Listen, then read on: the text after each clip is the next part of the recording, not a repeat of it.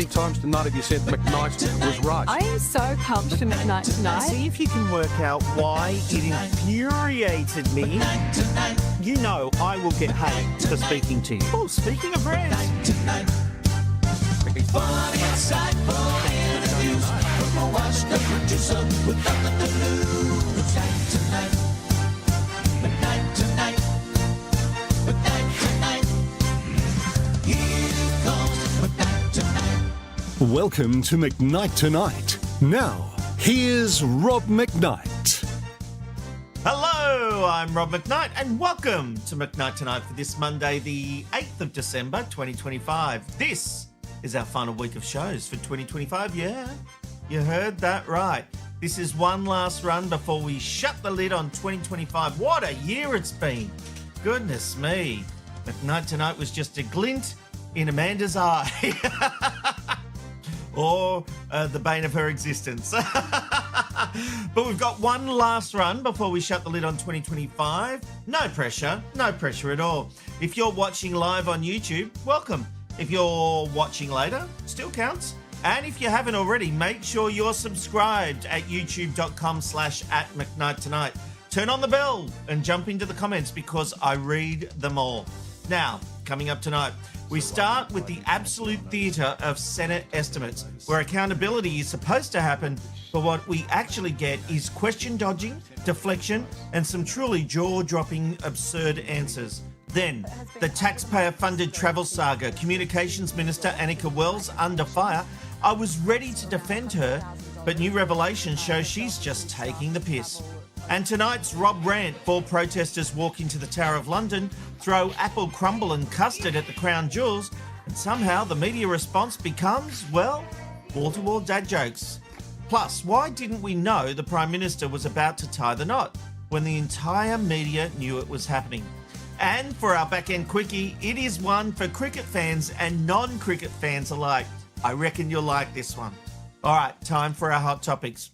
Let's talk about the BS we've had to put up with in Senate estimates recently, including the bizarre claim by Labor that the tobacco tax is not forcing people to buy illegal products due to ciggies being unaffordable.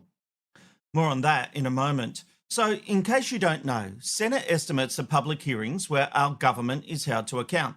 So the government of the day and public servants face questioning by senators about how taxpayer money is spent. It is an important part of our democratic process, but it also leads to ridiculous moments like this. So why didn't you answer that on notice then? I'd have to take that on notice, Senator. Okay, so you're taking on notice why you didn't answer a question on notice. And at the last Senate estimates I asked, have any other concerns been raised? And you all looked at me and said, no, we'll take that on notice. You were sitting there knowing that you had potentially 80 to 100 staff that Senator Cadell has been asking about, and yet you come here and think that you can just fob the Senate off. Well, to me, that kind of highlights cultural issues at NEMA and why we're having so many staff reach out to us saying that this place is a bin fire. We're not valued. Can you explain yourselves? So, Senator, we're not fobbing the Senate off. Well, that's what it feels like when you're sitting there and you know the answer to a question and you don't answer it, which you're required to do under the standing orders, and you take it on notice, and then you don't even answer it on notice. And then when I say, why didn't you answer on notice, you say, I'll take it on notice. Absolutely ridiculous. But it's not just bureaucrats trying to avoid questions. It's government ministers as well. When are you going to respond to the ASIC report, which made recommendations which even your own senators agreed with, which outlined that ASIC is a hopeless regulator, incapable of enforcing the laws that we put in place? Well, I'm sure we can deal with that later in the day. Got ASIC coming, I think. I'm asking about your government's response. Well, there will be a response to that report. We've been waiting for over a year. When do you think it might be? Well, I'll see if I can provide anything else on to you. And it was just full of that. They obviously don't want to be caught out, but they just won't answer the questions. And as far as I can tell, there's no actual way of forcing them to answer the questions because they just give everything's on a time limit. So they just move around it, avoid the question. I'll take it on notice. And then I'll have to take it on notice that you want me to supply what I took on notice. I mean, it's bloody ridiculous. There are so many examples of crap like this. But the one that took the cake for me was this exchange. Have a look at what happened when One Nation Senator Malcolm Roberts questioned Senator Watt about the tobacco tax. Minister, do you consider the government's very high tobacco duty is the reason otherwise law-abiding citizens are prepared to buy illegal tobacco for generally a third of the legal price? No. Any reasons? There's absolutely no evidence to suggest that argument. You're joking. No. Okay. Minister, is this office designed to make it look like you're doing something to solve a problem your greedy tax grab created and your predecessors? No. No data, just meetings, just no. Empowering organised crime, decreasing revenue that taxpayers have to make up, and you just say no. Well, you asked me a question and I said no. And I'm asking you, you're ignoring the data, you're ignoring to just put in meetings, you're empowering organised crime and you're decreasing the revenue to the government. No. Can you smell the bullshit? Oh my God.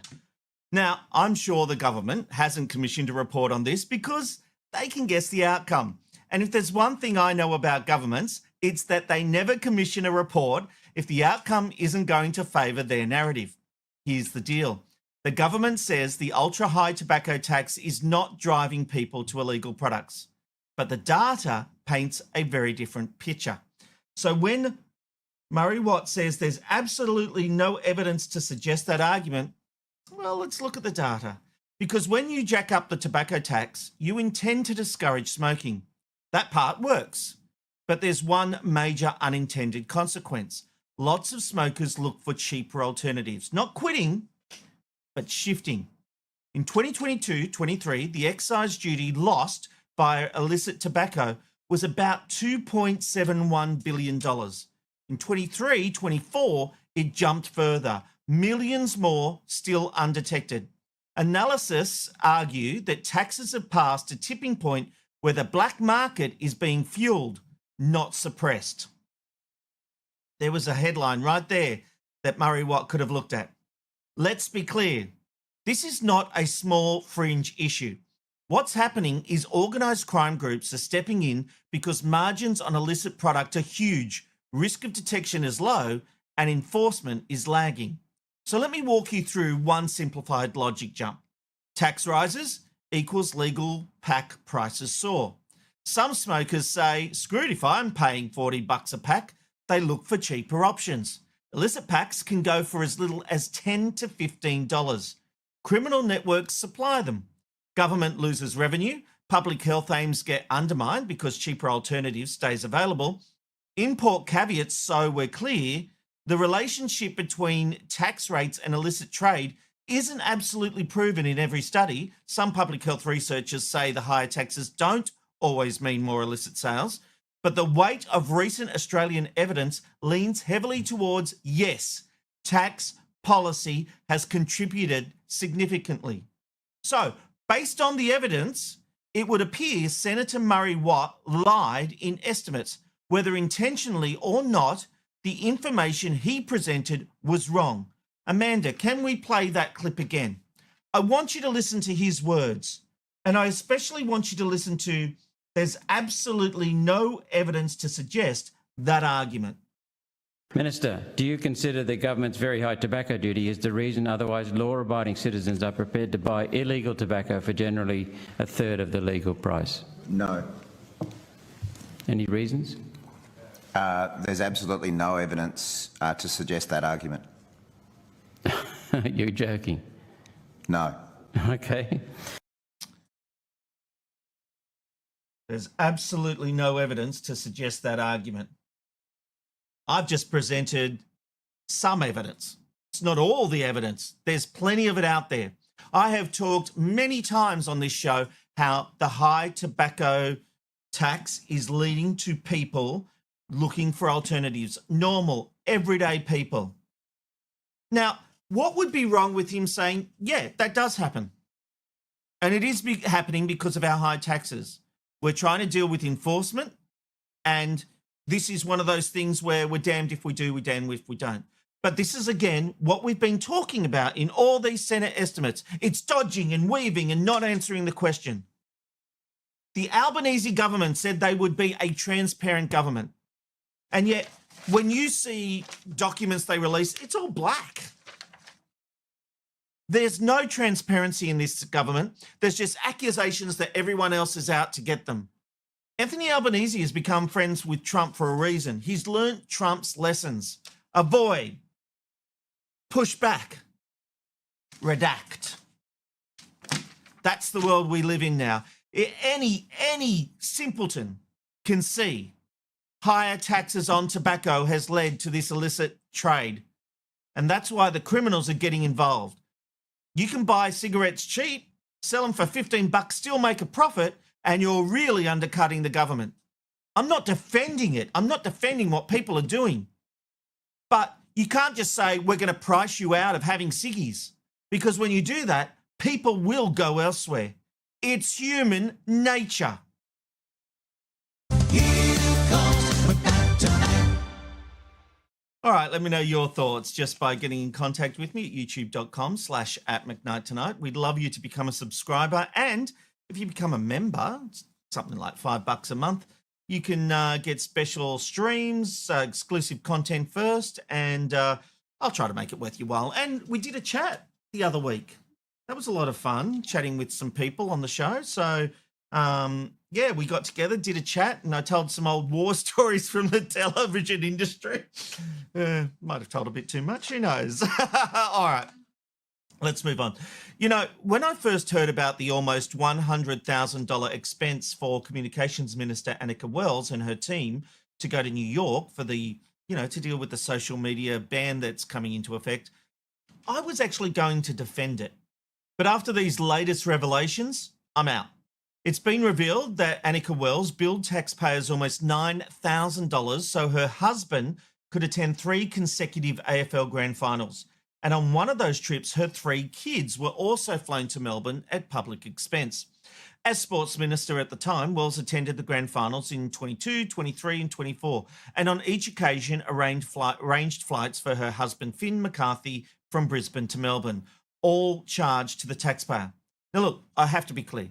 The flights were claimed under family reunion entitlements, which allow MPs to claim up to 3 return business class flights per year for family members, as long as the travel is between their electorate and somewhere other than Canberra.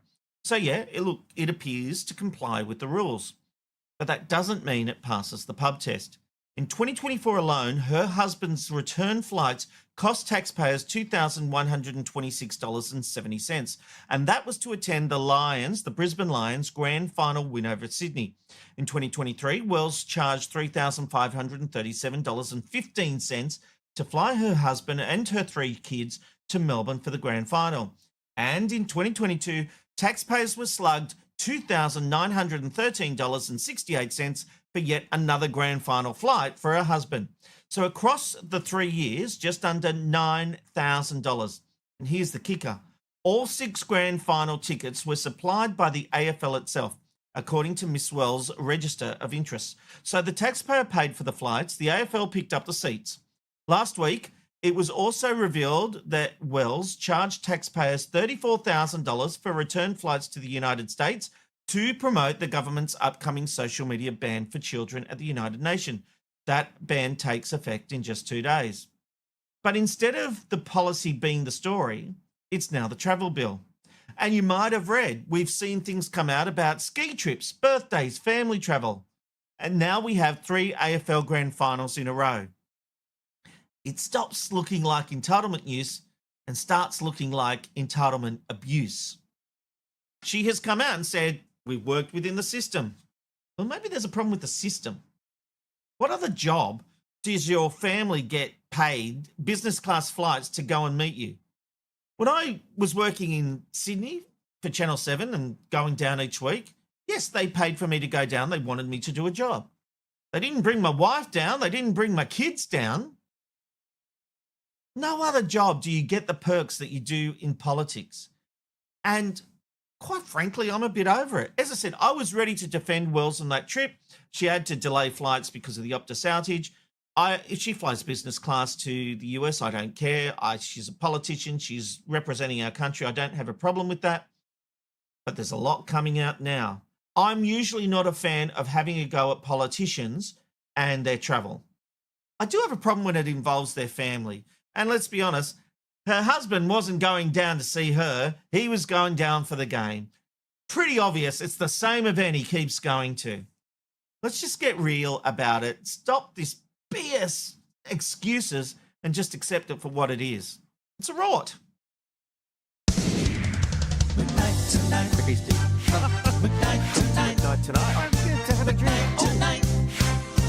Here comes McKnight Tonight. I know we're almost at Christmas, not long now. But even in the time of caring and sharing, there's always time for a rant.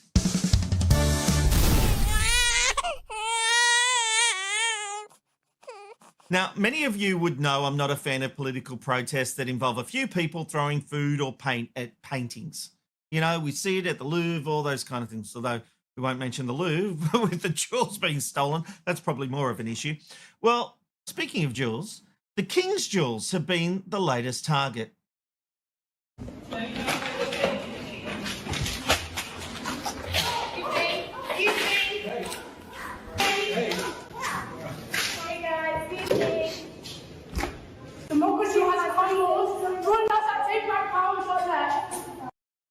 Blah, blah, blah. 4 activists from the group Take Back Power walked into the legendary Tower of London and threw apple crumble and custard. There was never a chance the crown jewels would be impacted by the stunt, so it was pretty much a waste of time except for the publicity around the world they get. But they did have a message. The group says the ultra-rich are hoarding power, the system is broken, and they're making their point literally right in front of the one thing everyone recognises as power. The thing that gets me about this story, though, is I moved on pretty fast from the actual annoyance of these people doing this to my annoyance about the puns. The bloody puns. So here's the mixture we have. We have the crown jewels. We have an apple crumble and custard. So, of course, the people in news love a pun. Democracy has crumbled, screamed the Times of India. 2 others were also arrested and taken into custody, according to AP. That's made a man laugh. Sorry, Rob. The Crown Jewels display case copped a dollop of apple crumble and custard. A dollop of apple crumble and custard, said Channel 9. Like that or a bit more smoothly? They probably said it a bit better. Smooth as custard. No, we're not live, are we? The Crown Jewels display case I still can't say it. And 3, 2, the Crown Jewels display case copped a dollop of apple crumble and custard. Oh, the puns do my head in. And you see it all the time in political stories. I did once ask Mark Riley about it of 7 News fame. And he said, politics is boring, Rob. You got to do something with it. And I sort of almost bought that. Bought that? I don't know what's wrong with me Don't worry, today. we're not live. Oh, oops, sorry. Hang on. All right, that's Rob's rant. Get me out of here.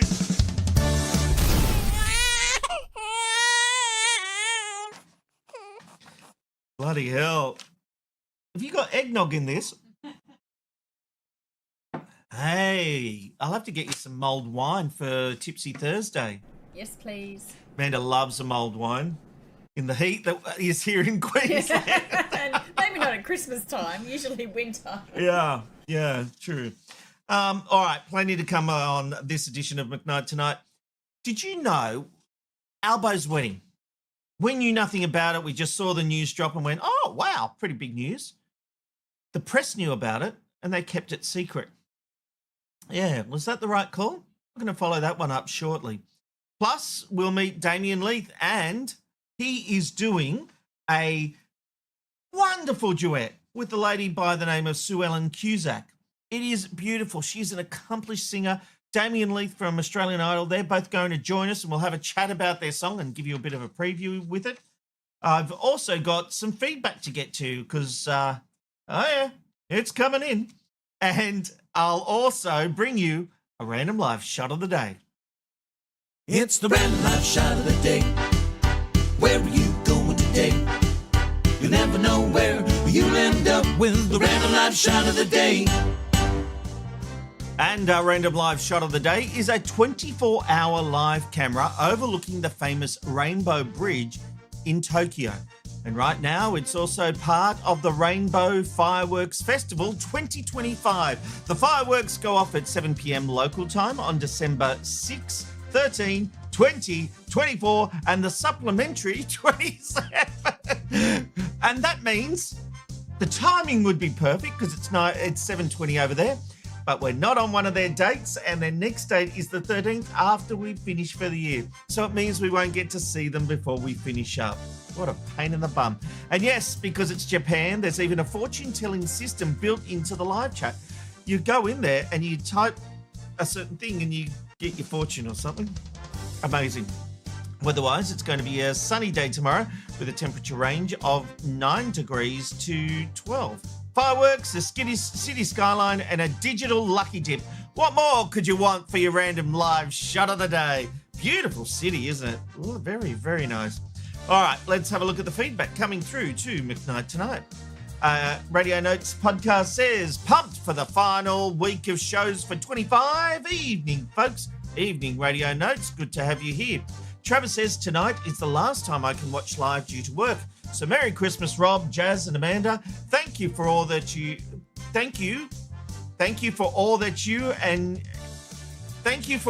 do, maybe, and see you in 2026. Got this one. Meanwhile, another tobacconist shop is firebombed. This is on the story of the the tax on tobacco that I've been talking about. And so, yeah, that's right. And it's just, own your crazy. You're right on the money there. There are illegal tobacco wars going on, and they cannot think for one moment that this tax is not part of it. Over the page we go. Matthew says, talking about Senator Murray Watt, he didn't even think about the question. It was a fast no. Absolutely right, Matthew. Spot on as usual. We've got this one again from Own Your Own Crazy. He's given us a $2 tip. Woohoo! Thank you so much. Genuinely, it is really appreciated. Thank you for that. And you can do it too. If you're in the live chat, you can give us a little tip. And look, I know not everyone can afford to. That's not a problem. We love you. Support the show just by watching the ad. So every bit of support we really do appreciate. But obviously, everything adds up. So thank you very much for that. Matthew says, I would love a free flight to anywhere in Australia, excluding Canberra. Jeanette says, totally agree. No organisation I know allow family to fly in on the company dime. Absolutely, Jeanette. So true. Own Your Crazy says, leave the King's Jewels alone. Don't deface the crown jewels either. Oh, all right. He's in the mood for a pun. Radio Note says, back-end quickie, bit too close to the crown jewel. They're in a mood tonight. Jeanette says, okay, what are you drinking? If not, you better get one. No, I've only got the water tonight, Jeanette. I need a bourbon or something. What will my drink for the final episode of 2025 be, Amanda?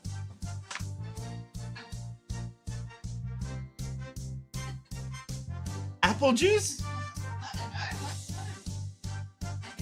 Champagne, darling, champagne.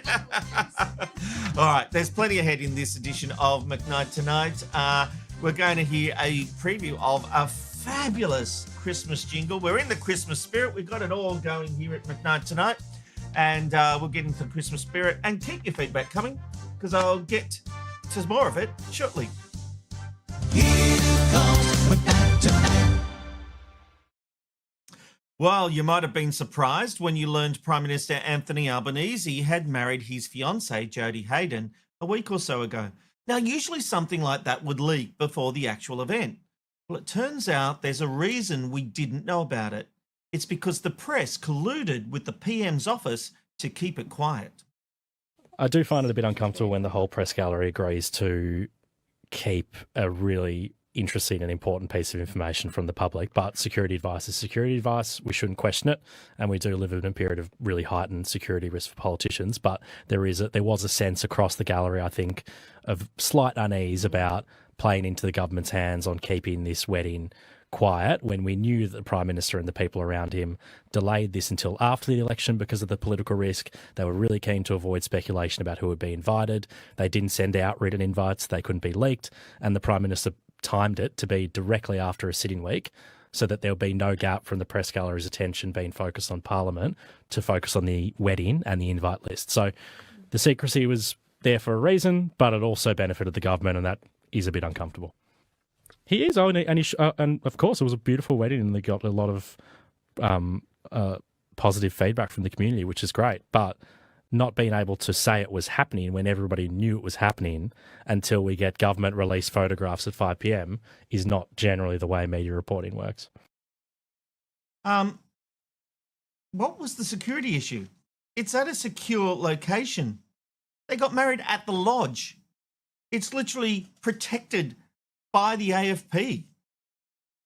And they had parties there all the time. This was not a security issue. This was about the PM spin doctors controlling the narrative.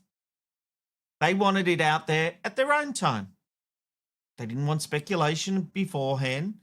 They didn't want gawkers and onlookers, and which wouldn't have got close to the actual ceremony. They would have been the closest they could have got is that road leading up to the lodge. This was not a security issue, and I think there's a major issue with the way the press handled it. You know, it's interesting. Laurie Oakes sort of got in trouble from the press gallery, who, in my view, are often too complacent in the way they deal with the government of the day, whichever side of politics it is. But there was once the midwinter ball, and he didn't go, and he heard some things that had happened and he reported it. And the government was really outraged. They're like, no, this is off the record. This is Chatham House rules. And he said, well, I wasn't there. I didn't agree to that. But why did every network agree not to say and talk about the PM getting married? It's not a major thing in the scheme of things. But what else don't we know? What else does the press pack keep to themselves? There was no reason to keep this a secret. And as that reporter said, basically, they timed it for political reasons as well. They did it after the sitting week. They kept the momentum going, moved on from what was going on to the wedding. They gave the press a story of the day. It reeks. It reeks. And our media is complacent. We've invited you here. You don't need to apologise for your story or for what you're saying. I heard the yapping. There was a lot I didn't understand about myself until I had that diagnosis. Don't get the shitties with me.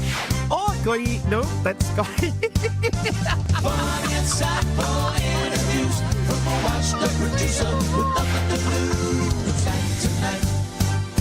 McKnight Tonight. McKnight Tonight. Here comes McKnight Tonight. Well, this is a Christmas collaboration I really didn't know I needed. Two very different career journeys, one of the most traditional songs in the world, and somehow it works. Sleep in heavenly peace. Sleep in heavenly peace.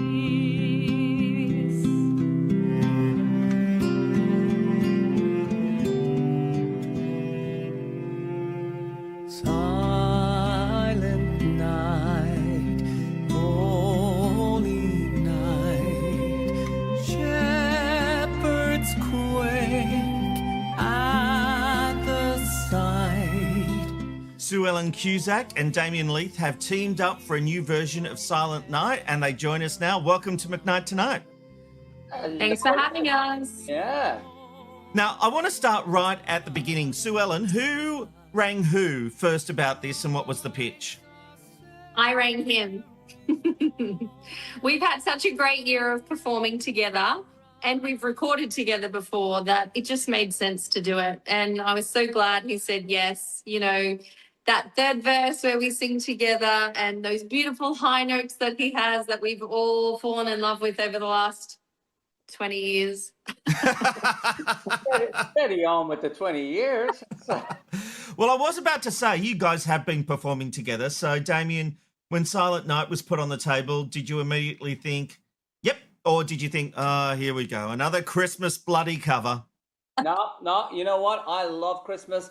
I love Christmas carols. I'm one of those guys. Christmas comes along and, you know, for the next, say, 6-7 weeks, it'll be carols all round. Right into the new year, by the way. We'll sneak it in. We kind of hang on to Christmas carols for a long time. So, yeah, I love Silent Night.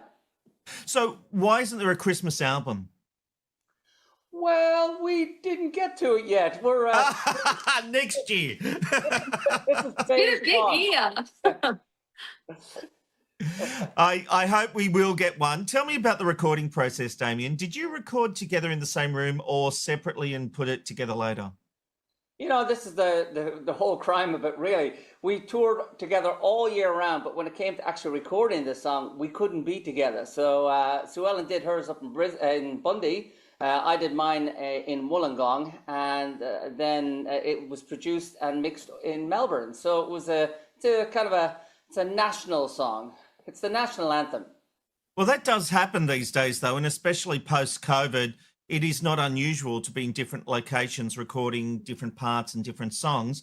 All right, let me throw this one at both of you. Christmas music is considered either deeply sincere or a complete commercial crash grab. Which one is it, Sue Ellen?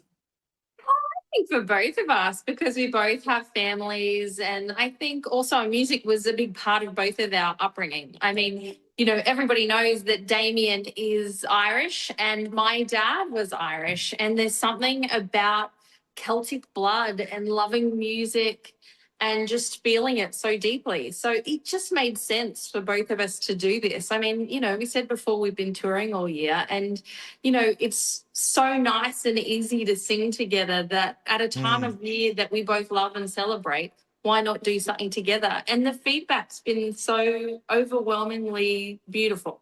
Wait, Sue Ellen, go on, Damien. Are we not in it for the money? I was sure it was the money. A little bit of column A, a little bit of column B. You're not supposed to say that. Oh, sorry, okay. No, I appreciate the truth, and you can have both. Because Damien did earlier say he loves Christmas, and I have to say, it is a beautiful song with both of you. You really have to be doing a full Christmas album for 2026, surely, Damien? I think we should. Absolutely. I think, you know, like we said, this is phase one. We're testing the waters, and, you know, so far so good. And it was really easy to record this. So, you know, and it is our second song as well. The first song, Isle of Hope, was beautiful, did really well as well. So it definitely seems the natural progression. I reckon we'll throw in a couple of original Christmas songs in there as well, just to break it up a bit. I think that would be fantastic. All right. I'm going to put you both on the spot here. Okay, this is the fast answers round, and I'm going to alternate between both of you. Sue Ellen, are you ready? No pressure. Shoot. No pressure. It's got to be the first thing you think of, okay? Okay. All right. Sue Ellen, best Christmas gig you've ever done? Oh, Sunrise on Saturday. We literally just sang on Sunrise together, and it was so beautiful. And we had so many people interact with us online. It was so nice after we did it. Yep. I did see that. It was beautiful. Damien, worst Christmas gig you've ever done? I did one in Bankstown a couple of years ago, and it was terrible. It was only terrible purely because I didn't want to be there. I was meant to be in Ireland, and I changed my flights and all the rest, and my whole family had gone without me. So it was only from that point of view, not from an audience, not from any other point. I was just missing the family. Big difference between Australia and Ireland for a Christmas. Oh, massive. Oh, my goodness me. So look at me. I'm sweating my brains off here. This doesn't happen to me in Ireland. No, it's not. All right, Damien, real tree or fake? Oh, fake. Sue Ellen? Fake. Yeah. Yeah, no, I'm with you there. I think the real tree is it's an American thing. All right, this one for both of you. Sue Ellen, the last song you secretly sung in the car. Oh, God. What would I have sung in the car? Olivia Dean. Anything Olivia Dean. And my daughter loves her too, so we're singing it together. Good choice. She does cross the generations, Damien? I believe in a thing called love. The darkness. And I don't actually have this one on my list, but I'm throwing it in. What is the best Christmas song of all time? Damien, you can go first. Oh, I think it's the Christmas song. That's a chestnuts roasting. That one. Yeah. I think that's just a beautiful song. The minute you hear it, you go, "Ooh, yeah, it's that time of the year." Sue Ellen? I feel like that answer was wrong. And it's Bing Crosby's White Christmas. Yes. Oh. No, I'm with you there. Although from that album, I'm a big fan of Merry Klimiki Mucka. Oh, I love That's a great that one. song. Yeah. Hey, I hope you guys have a great Christmas. The new single is Silent Night. It's by Sue Ellen Cusack and Damien Leith. It's a cracker of a song. You just heard a bit of it here. It is out now on all the regular platforms. Guys, I really appreciate you making the time tonight. Have a great Christmas and thanks for joining us on McKnight Tonight. Thank you. Thank very you. much. Merry Christmas. Merry Christmas.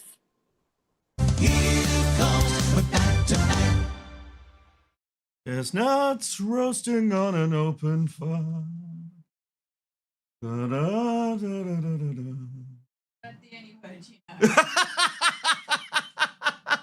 You need to pull the mic closer. Although I'll be glad if everyone missed that. Hey, we've had a bit of fun, but we can't end the night without this. It's time for a back-end quickie.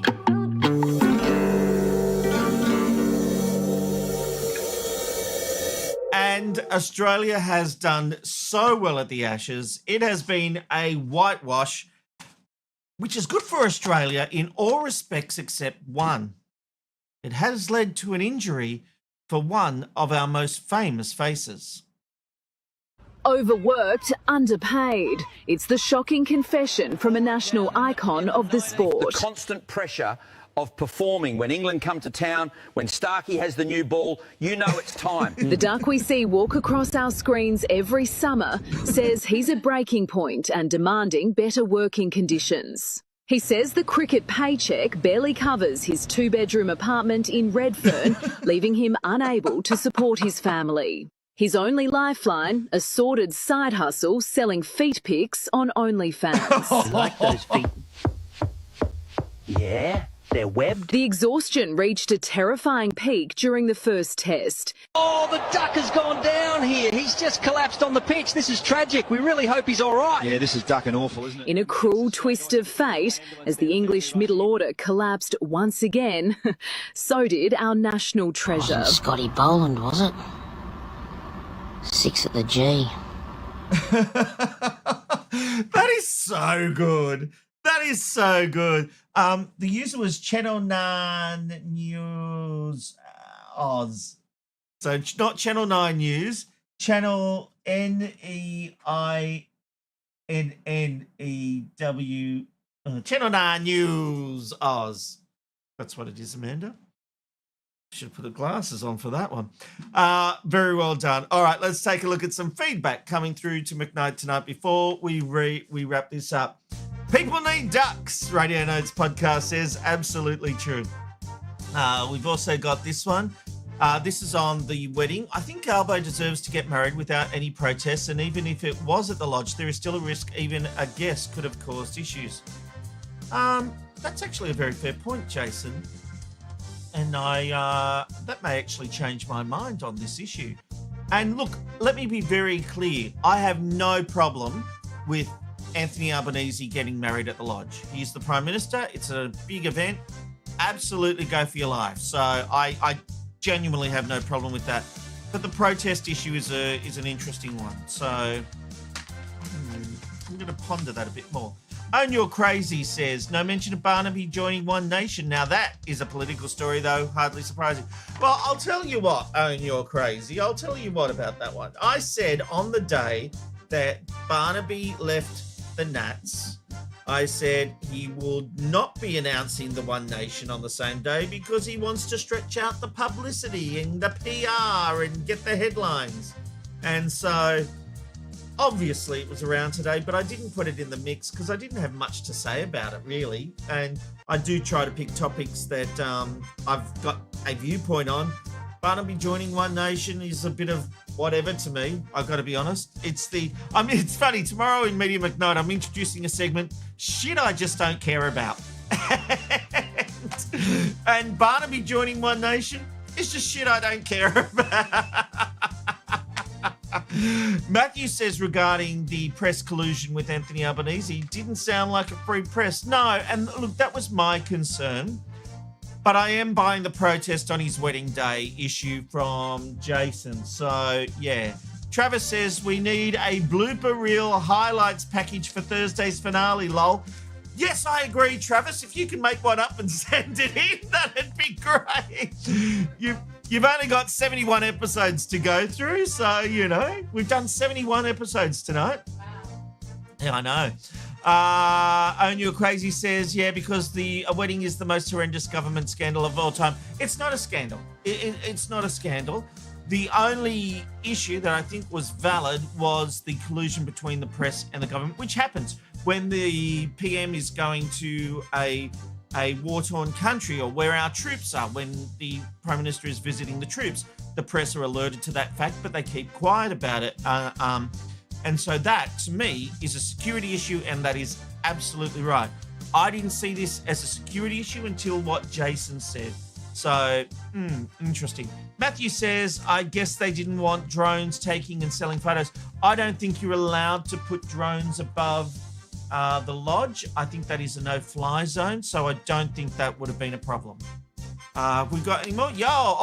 We're talking. Okay, these are some suggestions for the last drink of the year. Radio Notes podcast says a 1951 Penfolds Grange Hermitage Bin 1 Shiraz. Sounds delightful. Send it in. Aren't you crazy? Says prune juice. No, thank you. No, thank you. But Jeanette says whiskey. I'm more of a bourbon man, Jeanette, but I like your thinking. And you've got this, Travis. Oh, for the blooper reel, thank you. It's funny. When I don't understand something, my daughter looks at me like this. Like, how do you not get this? How do you not get it? Thank you, Jasmine. She's already left her station. Too bad if there's any more feedback coming through. She's off playing. What's the game you're playing over there? Yeah, no, she's going like this now. Don't talk about the game, Dad. What's the game? The Sims. Thanks for your dedication to the show. It's 8:43 where we are, 9:43 in New South Wales, Victoria, Tasmania, 6:43 in WA.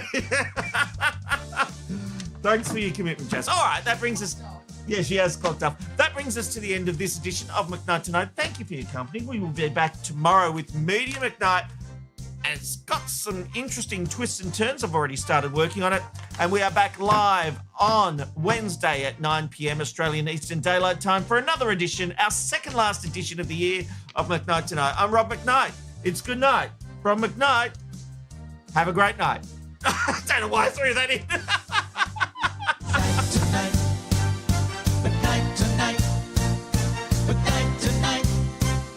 It's good night from McKnight.